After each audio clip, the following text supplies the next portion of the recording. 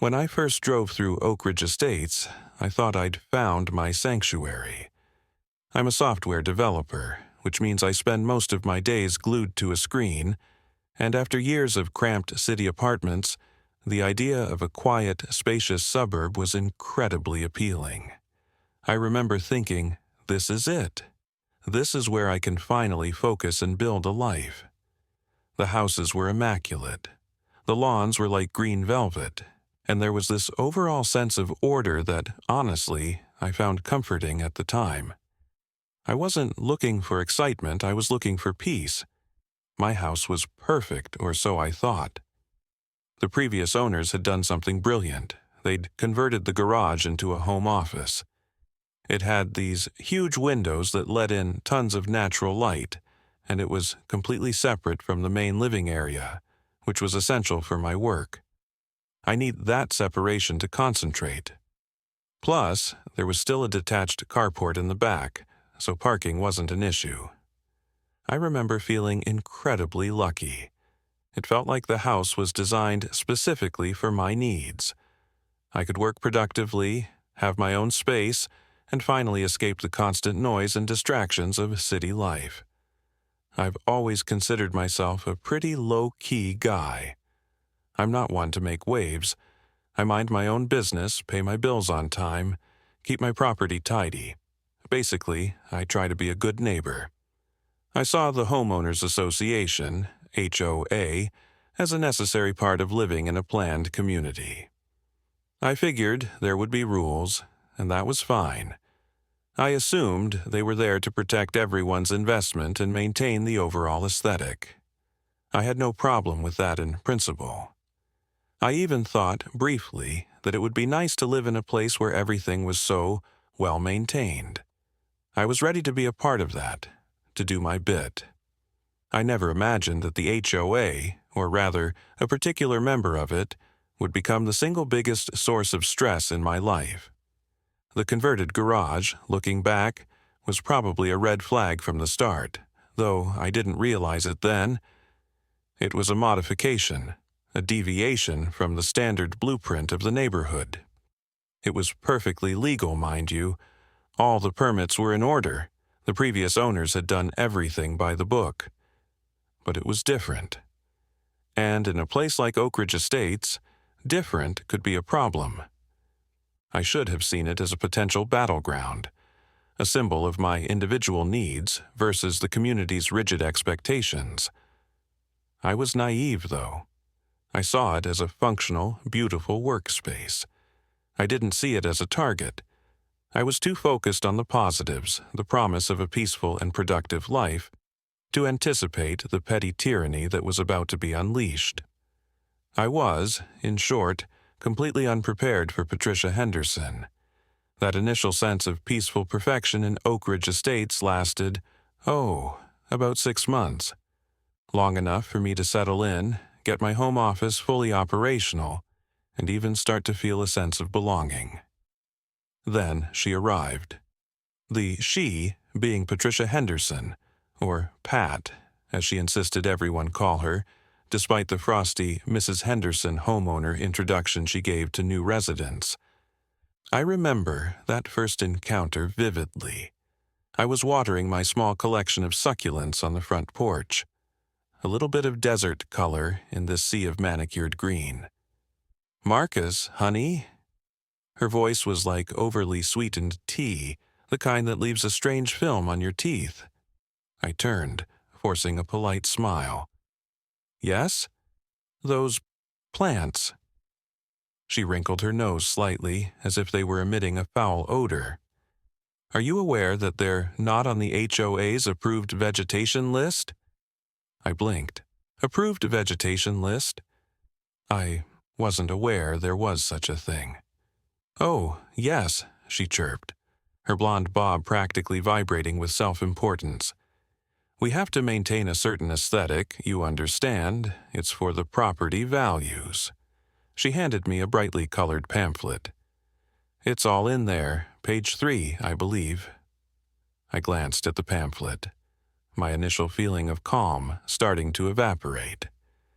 "I see. Well, I can move them, no problem. I figured it wasn't worth arguing about.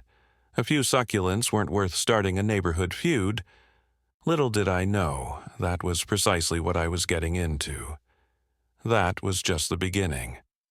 The succulents were followed by complaints about my garbage bins being visible from the street for 30 minutes too long after collection.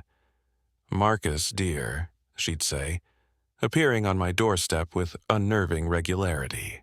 "The rules are quite clear. Bins must be brought in promptly." "I was in a meeting, Patricia," I'd explain, trying to keep my voice level. "I brought them in as soon as I could." "Perhaps you could adjust your schedule," she'd suggest, with that same cloying sweetness.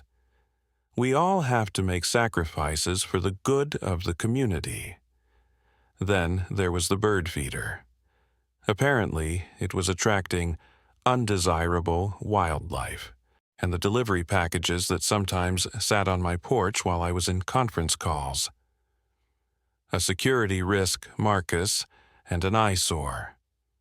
Each infraction, no matter how minuscule, warranted a printed notice, a text message, and often the dreaded personal visit. Each time she had that same look. "You do understand, don't you, Marcus? It is for your benefit, and everyone else's as well, that we all play by the same rules."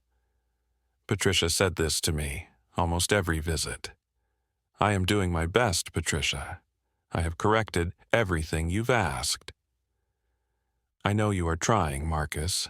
It's just some are having a hard time with the changes." It started feeling less like living with neighbors, and a lot like a subtle form of neighborhood watch-style interrogation. My strategy, up to that point, had been simple: comply, minimize interaction, and hope she'd eventually lose interest. I was a software developer, not a diplomat.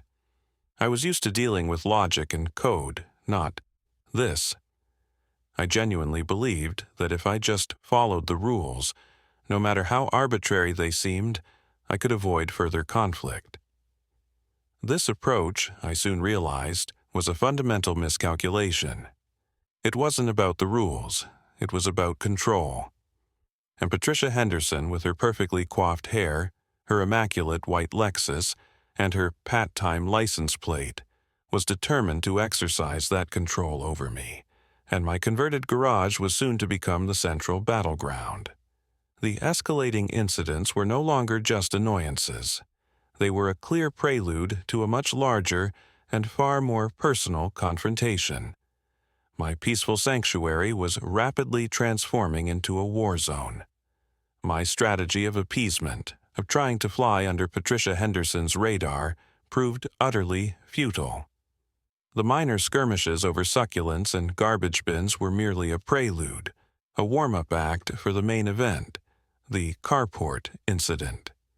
It was a Tuesday morning, one of those days where the sky just opens up and dumps buckets of rain. I was on a crucial video call with clients, a make-or-break presentation that could significantly impact my career. The converted garage, my office sanctuary, was once again proving its worth, shielding me from the downpour while I navigated the complexities of software architecture. Then the honking started. At first, it was a distant, muffled sound, easily dismissed as background noise. But it persisted, growing increasingly insistent, a relentless, blaring horn that cut through the concentration I'd so carefully cultivated. I tried to ignore it, focusing on the faces on my screen, the slides I was presenting, but it was impossible. 5 minutes. 5 solid minutes of incessant honking. My clients were starting to exchange confused glances. Finally, I had to excuse myself, muttering apologies about an unexpected interruption. I grabbed an umbrella and stepped outside, fully expecting to find a delivery truck driver accidentally leaning on their horn. What I found instead was Patricia Henderson, sitting in her pristine white Lexus, parked under my carport, repeatedly pressing the horn with a look of furious impatience on her face. The audacity of it was breathtaking. I approached cautiously, the rain drumming on my umbrella. She rolled down her window, just a crack, mind you, enough to speak, but not enough to let any actual raindrops in. "Marcus," she said, her voice tight with barely suppressed rage, "you need to move your car." I blinked, genuinely confused. "I'm sorry, what, Patricia, that's my carport." She rolled her eyes, a gesture that was becoming increasingly familiar. "The street is flooded near my driveway, and I didn't want to risk water damage to my car. Your carport was empty, so I assumed you wouldn't mind if I used it temporarily." "Assumed?" I repeated, the word tasting like ash in my mouth. "Patricia, I'm in the middle of a work call. This is my property. You can't just park here without asking." The rain wasn't helping to calm me, and neither was her sense of entitlement. "Well, I'm asking now," she retorted, her voice rising. "Just move your car out of the garage so I can pull in there instead. The carport doesn't have walls, and rain is blowing in." The sheer nerve of it left me speechless for a moment. My car was in the garage because I'd been bringing in groceries when the storm hit. The carport was temporarily empty, a fact that apparently, in Patricia's world, transformed it into public parking. "No, Patricia," I said, my voice finally regaining its composure. "I'm not moving my car. This is my property, and I need you to leave. Now." The ensuing glare could have melted steel. She held my gaze for a good 30 seconds. A silent battle of wills played out under the shelter of my carport before finally, shifting her car into reverse. "I'll be speaking to the board about this," she spat out. "There should be emergency provisions for these situations. You're being very unreasonable, Marcus." And with that, she backed out, deliberately driving through a puddle, splashing muddy water all over my shoes and pants. This, I realized, was no longer about neighborhood harmony. This was war, and the HOA, I suspected, was about to become her weapon of choice. The email I received later that evening, proposing an amendment for community emergency vehicle accommodations, confirmed my suspicions. Patricia wasn't just a nuisance, she was a strategically minded adversary. The emergency vehicle accommodations email, with Patricia's name prominently displayed as the contact person, was a clear escalation. It was a blatant attempt to codify her entitlement, to weaponize the HOA rules against me. My lawyer friend confirmed my suspicions. They couldn't legally force me to let neighbors park on my property. I drafted a firm response, citing legal precedent and hoping, perhaps foolishly, that it would be the end of it. I should have known better. Patricia Henderson wasn't the type to back down. She was the type to double down, and she did so in a way that surpassed even my most cynical expectations. I returned home from grocery shopping one Saturday afternoon to find a sight that made my blood run cold. A white Lexus SUV, Patricia's unmistakable Pat-Time mobile, parked inside my garage. Not the carport, my actual enclosed garage. The door was open, the car was inside, and Patricia was nowhere to be seen. For a moment, I just sat in my car, stunned, trying to process what I was seeing. How had she even gotten in? Then it hit me, the HOA inspection a few months back. She'd asked for access to check some wiring that was supposedly visible from outside. I'd given her the code to the exterior keypad, never imagining she would abuse it in such a brazen way. There was a note taped to the interior garage door, written in Patricia's annoyingly neat handwriting. "Marcus had to attend an emergency board meeting. My driveway is being resealed today and I couldn't park on the street because of the construction on Maple. Used your garage since you were out. Thanks for understanding, Pat." The sheer gall of it was astounding. The casual tone, the assumption of understanding, the complete disregard for my property rights. It was all infuriating. This wasn't just a parking violation, it was a deliberate invasion of my privacy, a calculated act of aggression. My first instinct was to call the police. But then, a calmer, more strategic thought took hold. I closed the garage door, went inside, and immediately changed the code on the keypad. Then, I went a step further. I disabled the manual override button inside the garage, removing its battery. I wanted to make absolutely sure she couldn't get back in without my direct intervention. Finally, I texted her, "I see you've parked in my garage without permission. The code has been changed. Please contact me when you return so we can discuss this breach of privacy." The ensuing 3-hour wait was a masterclass in controlled frustration. I knew she'd be back soon, and I knew she'd be furious. Her reply came after 15 minutes of pointed silence. "Marcus, I need to get my car. Please open the garage." I waited another 15 minutes before responding, a small act of defiance. "I'm in a meeting. We'll be free in an hour. In the future, please don't enter my property or use my garage without explicit permission." The capitalized word was deliberate, a small but significant assertion of my boundaries. The doorbell started ringing 10 minutes later. I checked the security camera. Patricia, pacing on my porch, talking animatedly on her phone.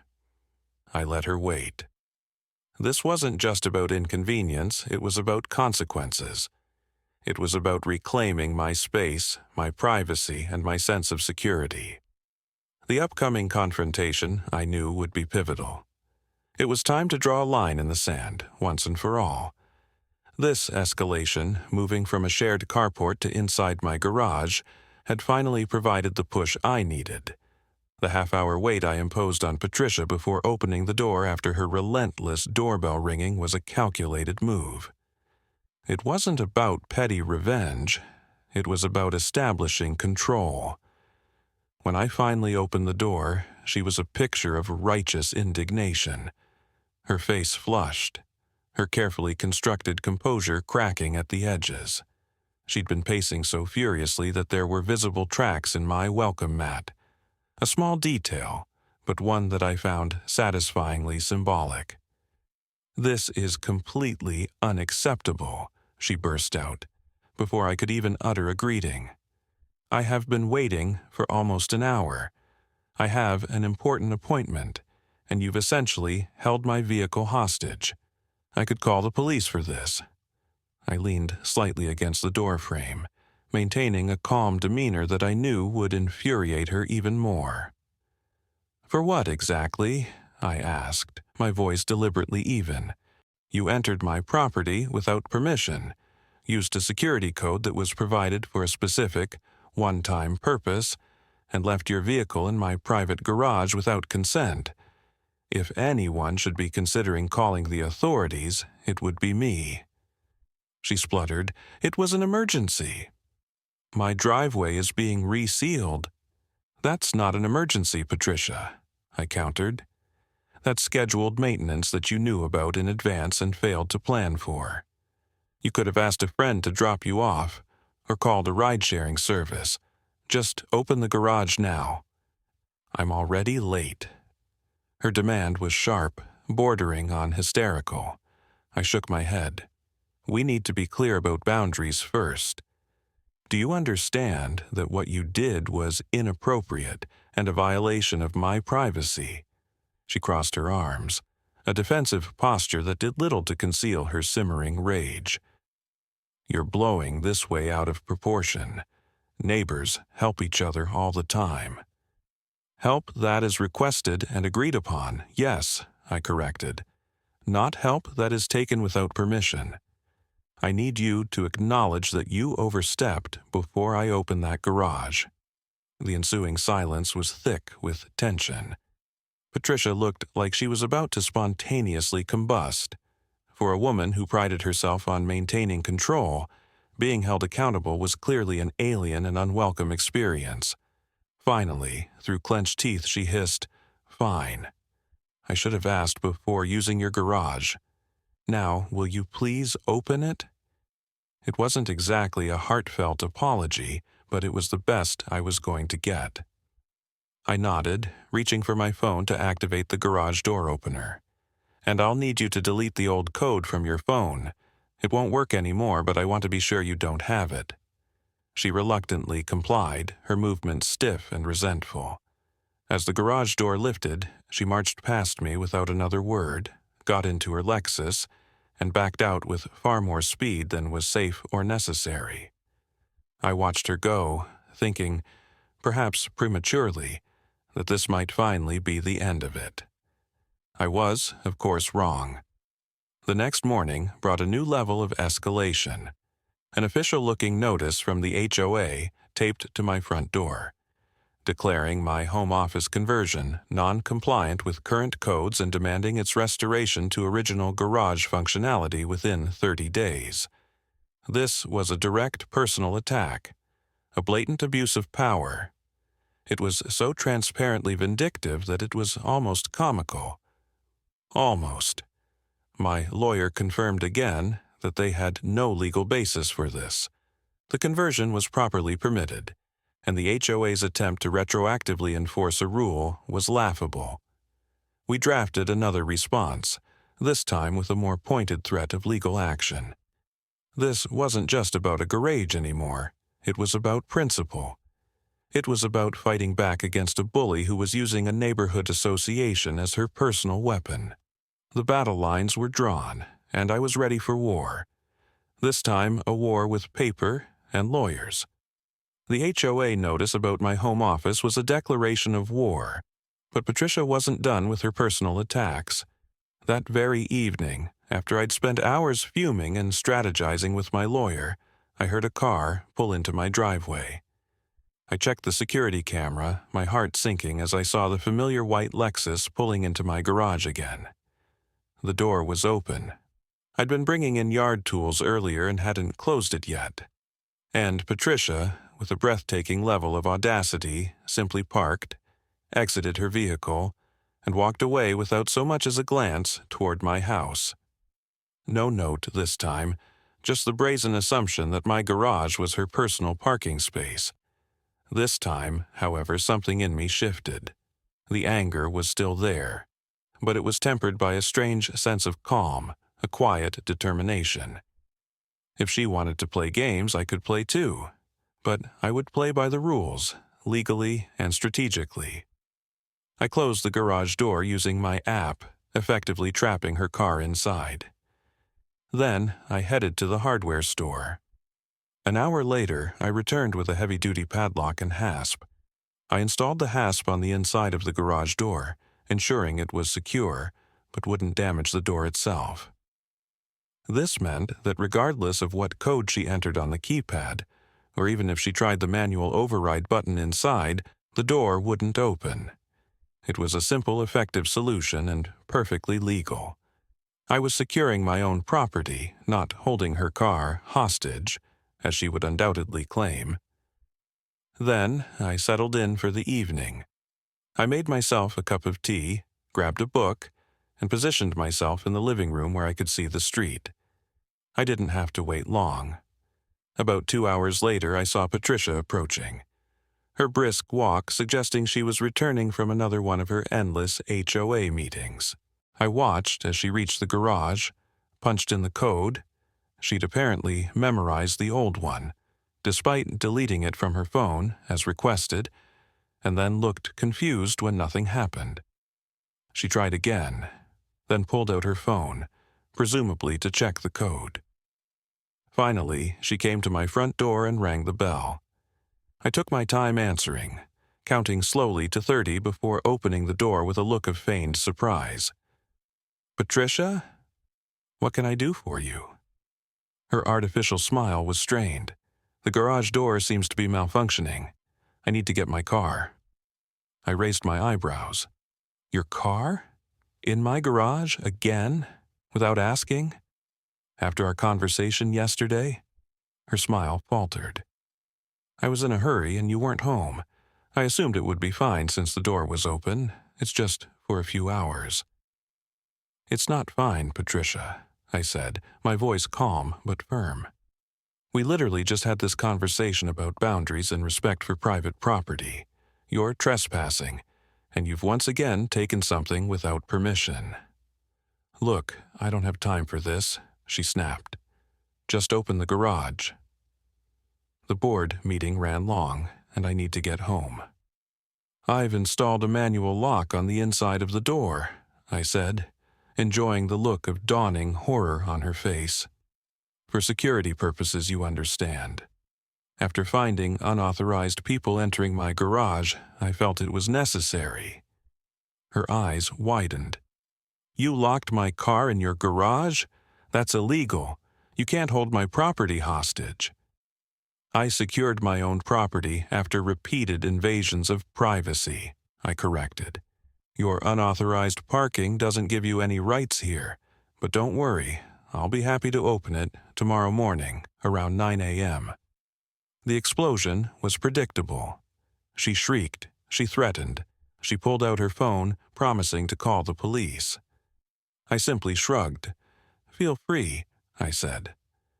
"I have security camera footage of you entering my garage without permission, documentation of our previous conversation where you acknowledged doing the same thing was inappropriate, and a lawyer on retainer who will be fascinated to hear about the pattern of harassment you've been engaging in. I'm sure the officers will be very interested in all of that." The threat, for once, seemed to penetrate her armor of self-righteousness. She stared at me, phone in hand, calculating. Finally, she lowered it. "This isn't over," she said, her voice low and menacing. "The board will hear about this." "I'm sure they will," I replied, "along with my lawyer and possibly the local news, if necessary. I've documented everything, Patricia. Every notice, every text, every security footage clip of you entering my property without permission. If you want to escalate this, I'm prepared." The implicit threat, the promise of public exposure, finally seemed to get through to her. Something shifted in her expression, a flicker of uncertainty replacing the usual anger. She huffed, turned on her heel, and stormed off, presumably to find a ride home. The battle wasn't over, but for the first time, I felt like I had the upper hand. The night after Patricia's failed attempt to retrieve her car from my padlocked garage was surprisingly peaceful. I slept soundly, knowing I'd taken a firm stand. The next morning, I prepared for what I anticipated would be another dramatic confrontation. At exactly 9 a.m., as promised, I heard a car pull up outside, but it wasn't just Patricia. Peeking through the window, I saw her accompanied by two other people I recognized from HOA board meetings. Howard Johnson, an older gentleman who had always seemed reasonable, and Diane Miller, a newer resident I'd only briefly interacted with. Patricia had brought reinforcements. I took a deep breath, unlocked the interior padlock, and went to open the front door. The trio was already approaching, with Patricia leading the charge, her expression grim and determined. "Good morning," I said pleasantly. "Right on time, I see." Patricia didn't return the greeting. "These are board members," she announced, her voice tight, "who have come to witness the situation and ensure there are no further misunderstandings." "Excellent," I replied. "More witnesses are always helpful when documenting inappropriate behavior. I've already activated the garage door. Feel free to collect your illegally parked vehicle." The garage door was indeed rising behind them, revealing the white Lexus. Howard and Diane looked distinctly uncomfortable, glancing between Patricia and me as if trying to figure out exactly what they'd been dragged into. Howard stepped forward, offering an apologetic smile. "Marcus, Patricia has shared some concerns about ongoing disputes. Perhaps we could sit down and discuss this like neighbors?" "I'm always open to reasonable discussion," I replied. "But just so everyone's clear on what we're discussing, Patricia has repeatedly entered my property without permission, used my garage without consent, filed retaliatory complaints when called out on this behavior, and is now attempting to use HOA authority to continue this harassment. I have documentation of all of this, which my lawyer is reviewing." Howard's eyebrows shot up, and he turned to Patricia. "You parked in his garage without permission? More than once?" Patricia waved a dismissive hand. "It was an emergency situation. He's blowing it out of proportion and retaliating by locking my car in." "Actually," I interjected, "I secured my own property after repeated unauthorized entry. The fact that she had once again parked there without permission is her responsibility, not mine." Diane looked troubled. "Patricia, you told us he had agreed to let you park there temporarily and then maliciously locked your car inside. That doesn't seem to match what I'm hearing." Patricia's face flushed. "He's twisting the situation. I left him a note the first time." "A note is not permission," I pointed out. "And there wasn't even a note this time, just a blatant assumption that my property was available for her use." Howard cleared his throat. "Patricia, why don't you get your car? And then perhaps we should continue this discussion at the community center, rather than in Marcus's driveway." Patricia looked like she wanted to argue, but instead she marched to her car, got in, and slammed the door. As she backed out, she nearly hit Diane, who had to jump back to avoid being run over. It was clear that Patricia's carefully constructed narrative was crumbling, and her support within the HOA was rapidly eroding. The witnesses she'd brought to bolster her case had, instead, become witnesses to her increasingly erratic behavior. The tide, it seemed, had finally turned. The near miss with Diane as Patricia sped away was a fitting prelude to the final act. That afternoon, another impulsive act, parking and blocking my access entirely. That led to my calling the police and a towing company. Officer Jenkins listened, documented, and Patricia relented. The next day, an emergency HOA meeting notice arrived, Patricia's signature at the bottom. I attended with my lawyer. Patricia tried to frame it as a parking dispute, but the truth, amplified by the accounts of other residents who'd suffered her selective enforcement and petty tyranny, quickly emerged. The meeting became a referendum on her conduct, not mine. She was removed from the board. Howard took over, bringing a much-needed dose of reason and cooperation. 3 weeks later, Patricia's house was listed for sale. The day she moved out, our eyes met across the street. I offered a small wave, an acknowledgement of our shared, albeit adversarial, history. She gave a tight nod, then drove away, her pat-time license plate a fading reminder of the absurdity I'd endured. I never saw her again. I removed the padlock from my garage door, but I kept the security cameras. Some lessons and some adversaries are worth remembering, even after they're gone. The neighborhood, thankfully, returned to a state of relative peace, a testament to the power of collective action against petty tyranny. This story, while centered on a neighborhood feud, offers valuable lessons applicable to all stages of life, particularly for those of us who have accumulated years of wisdom. It underscores the importance of establishing and maintaining clear boundaries. Like Marcus, we must be assertive in protecting our personal space, our time, and our peace of mind. This doesn't mean being aggressive, but rather communicating our limits calmly and firmly, refusing to be bullied or manipulated. The tale also highlights the dangers of unchecked power, even in seemingly small settings like a Homeowners Association. It reminds us to be vigilant against those who would abuse authority for personal gain or petty grievances. Speaking up, documenting injustices, and seeking support from others are crucial steps in combating such behavior. It's never too late to stand up for what's right, even if it means challenging the status quo. Finally, the story emphasizes the enduring value of community and the power of collective action. When neighbors unite against unfairness and entitlement, they can create a more just and harmonious environment for everyone. Age often brings a deeper appreciation for peace and quiet. It's a reminder that those precious things are worth fighting for, and that sometimes the smallest battles can have the biggest impact on our overall well-being. Remember, it's never too late to learn, to adapt, and to stand up for what you believe in, creating a more serene and respectful environment for yourself and for those around you.